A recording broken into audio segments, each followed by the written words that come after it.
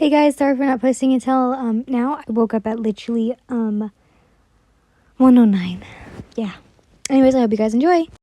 Yin gasped, awake, her eyes wide upon feeling as if her skin was being crawled over by millions of insects, harshly scratching at her skin as her mind flashed back to what had happened before she had blacked out.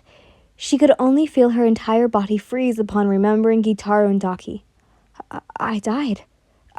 I know I died. Then how? Shivers upon shivers ranked her body as she tightly curled within herself, remembering how one half of her body fed Daki and the other fed Gitaro. The longer she stayed like that, the more she remembered, including the realization that came to her right before she thought she had passed away. I'm in an anime. Demon Slayer, to be precise, but why? And how am I still alive?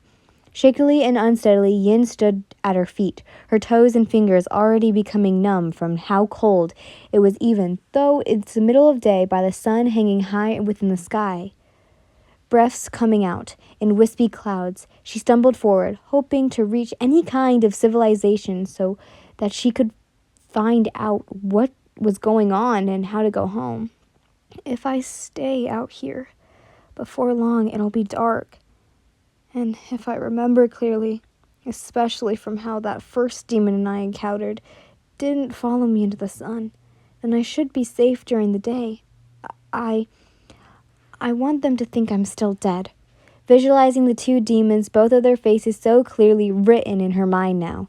She bit her lips since she knew that wasn't even the extent of her full power. Nonetheless, she hoped she would never have to see them again. It's all right, Yin. Tanjiro should defeat them. If not soon, then later. If I transmit into a being of anime, or I guess as soon as a couple of years can be. Inhaling deeply, Yin trudged down the mountain that she found herself on, slipping every once in a while the snow are on loose rocks. She was able to reach the foot within an hour of daylight to spare. Moving as fast as she could now that she had regained her footing on the more stable and flat terrain, she eventually saw the sparkling of yellow lights and the incapable of a village.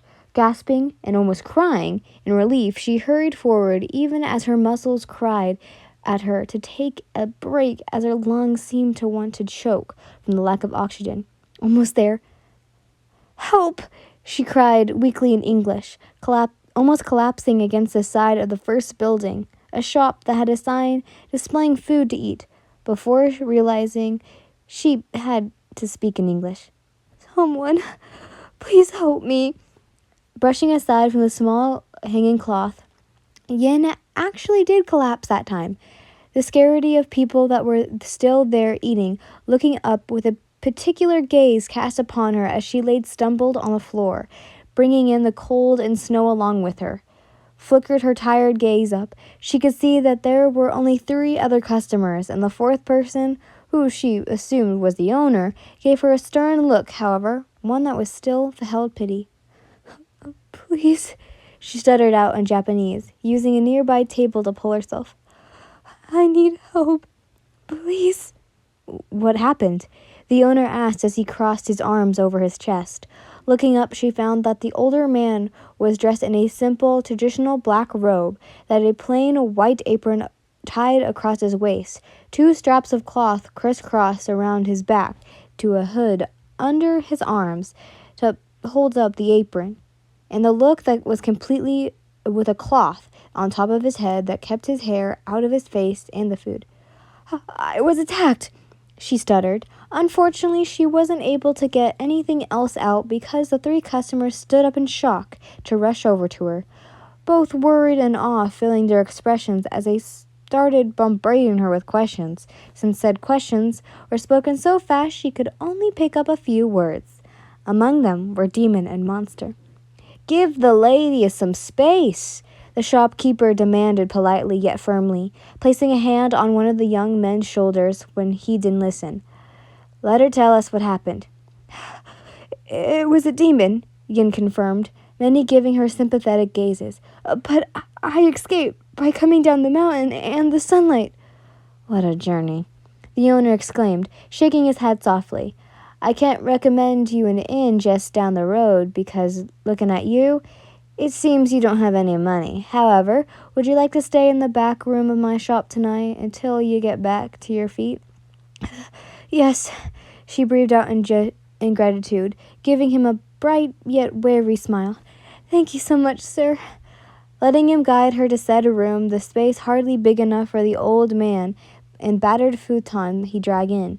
Yin graciously accepted the wooden bucket to clean water that he gave her to bathe, and worst of it off, finally a pair of old worn clothes. It wasn't traditional sleepwear, and he apologized profusely for that, but she was glad to not have her clothes, which was badly reeked, allowing her aching body rest, still not used to laying on the floor instead of a bed to sleep. She wondered what happened to her in her previous life. Is Mom okay? Is Dad? It's been almost 3 years since I last saw them after I finished college. Were they even sad? Mad that after all that time I didn't contact them? I just died? Did I even die in my world? I can't even remember. Feeling tears well up in her eyes, Yin quickly wiped them away, before clearing her mind of such degrading thoughts, turning over on her back so she could mindlessly stare at the worn ceiling. Parts of it cracked and splintered, but fortunately no cobwebs or spiders present, so she let out a slow inhale.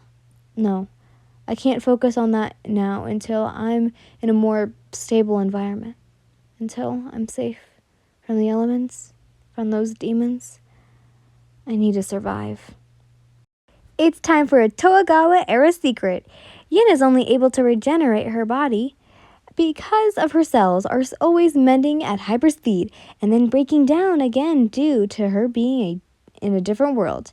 Despite Kitara and Daki consuming Yin, since her blood was still on the snow, her cells were able to regenerate her body because of that.